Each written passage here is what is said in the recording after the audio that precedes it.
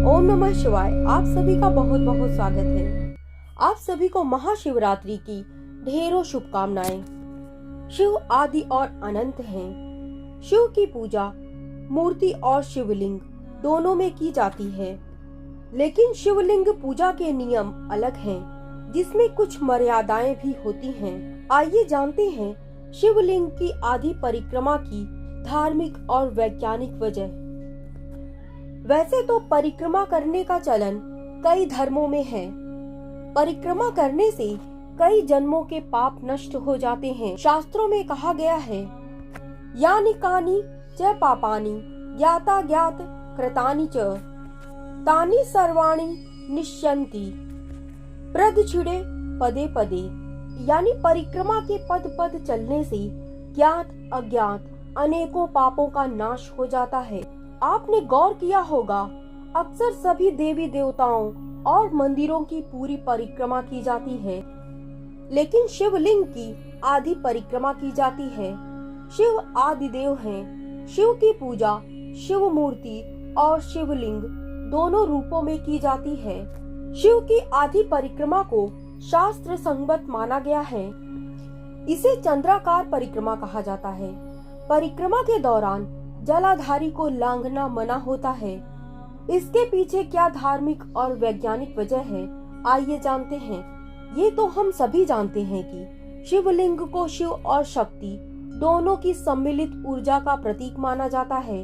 शिवलिंग पर लगातार जल चढ़ाया जाता है। इस जल को अत्यंत पवित्र माना गया है। ये जल जिस मार्ग से निकलता है उसे निर्मली, सोमसूत्र और जलाधारी कहा जाता है। शिवलिंग इतनी शक्तिशाली होती है कि उस पर चढ़ाए गए जल में भी शिव और शक्ति की ऊर्जा के कुछ अंश मिल जाते हैं। ऐसे में जल में इतनी ज्यादा ऊर्जा होती है कि यदि व्यक्ति इसे लांघे तो ये ऊर्जा लांघते समय उसके पैरों के बीच से उसके शरीर में प्रवेश कर जाती है। इसकी वजह से व्यक्ति को वीर्य या रज संबंधित शारीरिक परेशानियों का सामना भी करना पड़ सकता है। इसलिए शास्त्रों में जलाधारी को लांघना घोर पाप माना गया है। वैज्ञानिक कारणों को समझने का प्रयास करें तो शिवलिंग ऊर्जा शक्ति का भंडार होते हैं और इनके आसपास के क्षेत्रों में रेडियो एक्टिव तत्वों के अंश भी पाए जाते हैं। काशी के भूजल में यूरेनियम के अंश भी मिले हैं।